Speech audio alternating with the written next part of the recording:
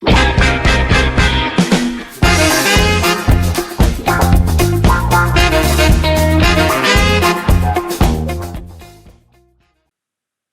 budaya, perkenalkan saya Vincent, saya perwakilan dari kelompok 1. Jadi pada kali ini, kelompok 1 akan menjelaskan tentang radikalisme dan rasisme terhadap agama Buddha.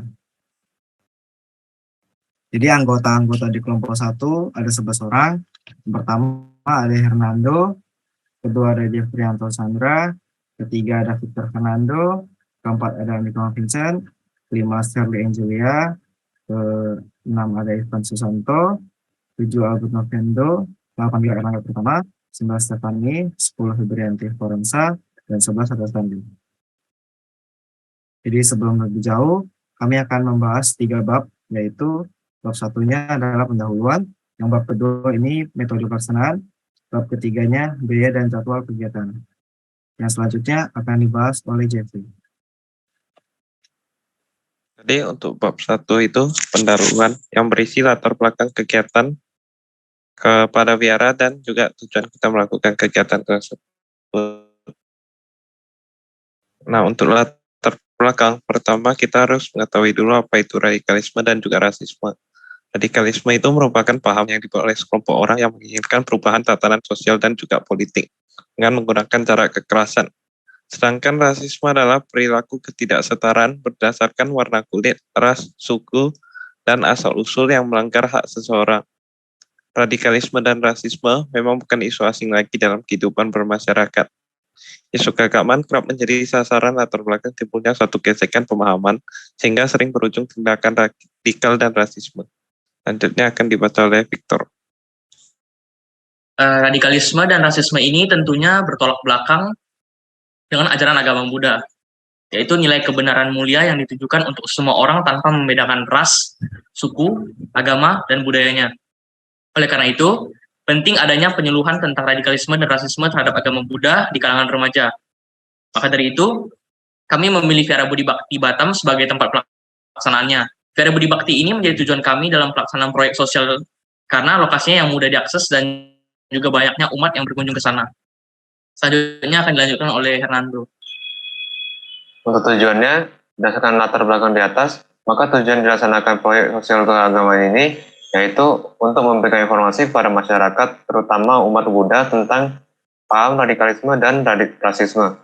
Untuk menarik perhatian masyarakat terhadap dampak dari radikalisme dan rasisme, untuk mengedukasi dan menanamkan nilai-nilai dalam agama Buddha agar dapat terhindar dari radikalisme dan rasisme. Untuk selanjutnya akan dibacakan oleh Ivan Santo. Untuk bab 2, motif pelaksanaan. Berisi deskripsi lokasi dan partisipan kegiatan, alat dan bahan, serta metode pelaksanaan yang dilakukan. Deskripsi lokasi. Vihara Budi Bakti terletak di Jalan Pembangunan Winsor, Kecamatan Lubuk Baja, Kota Batam, Kepulauan Riau. Berdasarkan data yang kami peroleh, umat vihara ini mencapai 450 orang. Kegiatan yang dilaksanakan vihara ini juga bermacam-macam, mulai dari kebagian umum, sekolah minggu, hingga perayaan hari raya seperti Waisak, Katina, dan lain sebagainya. Oleh karena itu, kami memilih vihara ini sebagai tempat pelaksana proyek sosial keagamaan kami karena selain lokasinya yang strategis, juga banyak umat yang berkunjung mengingat vihara ini merupakan salah satu destinasi wisata legalis di Batam. Selanjutnya akan dibahas oleh Albert. Untuk deskripsi lokasi dan partisipan kegiatan terdiri dari narasumber, panitia, dan peserta. Untuk narasumber terdiri dari 2 orang, dan untuk panitia terdiri dari 11 orang, dan untuk peserta kami batasi hingga 50 orang. Pembagian tugas tim panitia pada kegiatan seminar ini yaitu 1 orang berperan sebagai moderator atau MC seminar, 3 orang berperan dalam dokumentasi, 2 orang berperan pada bagian konsumsi partisipan, 2 orang berperan pada bagian teknis, dan 3 orang berperan pada bagian pendaftaran peserta, pengaturan tempat duduk, dan lain sebagainya. Selanjutnya akan dibacakan oleh Wira. Sekarang kita masuk ke alat dan bahan. Alat dan bahan yang kami perlukan adalah kamera dengan jumlah 3 buah, mic 6 buah, kursi 70 buah, meja 8 buah, laptop 3 buah, proyektor 2 buah, dan konsumsi dengan 70 paket. Sekarang kita akan melanjutkan dengan metode pelaksanaan. Metode pelaksanaan yang digunakan untuk proyek sosial keagamaan ini adalah metode penyuluhan. Kegiatan yang akan dilaksanakan berupa seminar dengan tema radikalisme dan rasisme. Untuk merealisasikan kegiatan ini, kami mengundang narasumber sebagai pembicara utama dan kami berperan sebagai panitia. Sebelum kegiatan dimulai, peserta akan melakukan registrasi ulang dan pengambilan konsumsi.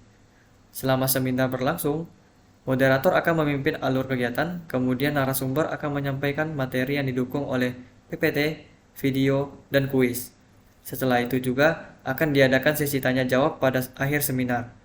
Perkiraan lama keseluruhan kegiatan adalah sekitar 2-3 jam. Selanjutnya akan dijelaskan oleh Stefani. Yang keempat, metode pengumpulan data, pengolahan, dan analisis data. Metode pengumpulan data yang kami lakukan adalah dengan melakukan wawancara dengan pengurus vihara dan observasi terhadap vihara yang kami tuju. Data informasi vihara yang kami peroleh yaitu sebagai berikut. Gambaran umum.